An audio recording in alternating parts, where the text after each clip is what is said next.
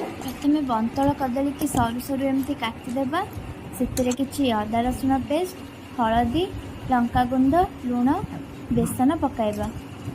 सबको पकई भल भाव गोड़ाइबा यापर कड़ाई रे किसी तेल गरम करवा गोटे पर गोटे नाली होगा पर्यंत छाणीबा ठीक समय भितर छाणी होला परे टिके लाल देखागले या गोटे प्लेट रे काढ़ीदबा ये देखु एपरी काढ़ीदबा कड़ाई रे किसी सोरिष तेल गरम करवा तेल गरम होला परे तेजपत्र गुजराती और दालचीनी पकेबा किसी समय पर से पियाज पकेबा पियाज को नाली होगा पर्यंत टिके भाजवा तापर से टमाटर पकेबा टमाटर पकेला पर टिके लुण पकेदबा नरम होगापाई कुछ समय भाजवा तापर से किसी हलदी गुंड पकई गोलाइबा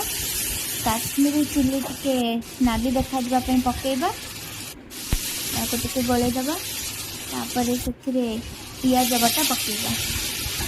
पियाज को भल भाव कुछ समय पर्यंत कषा जमी तार कंचा गंधटा पलैब पियाज को कुछ समय कषिला अदा रसुण पेस्ट देगा अदा रसुण पेस्ट को आउ पियाज बटा सहित मिसई भल भाव कषिदबा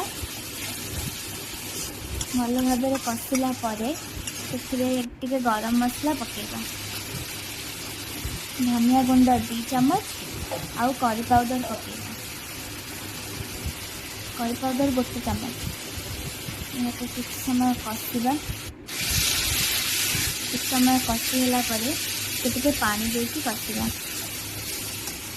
भल भाव नाली होगा पर्यंत कषा से अल्प अल्प पानी दौथिबा अल्प समय कषिला से छाणिकी रखि बंतल कदली को देकी किछ समय गोलैबा मसला सबुठी लगिगला से किछि पानी दबा किछि पानी देकी किछ समय फुटेबा अल्प अल्प की पानी दबा जमती किसी पानिया न हो किछ समय पर पानी मरीगला से धनिया पत्र पकेबा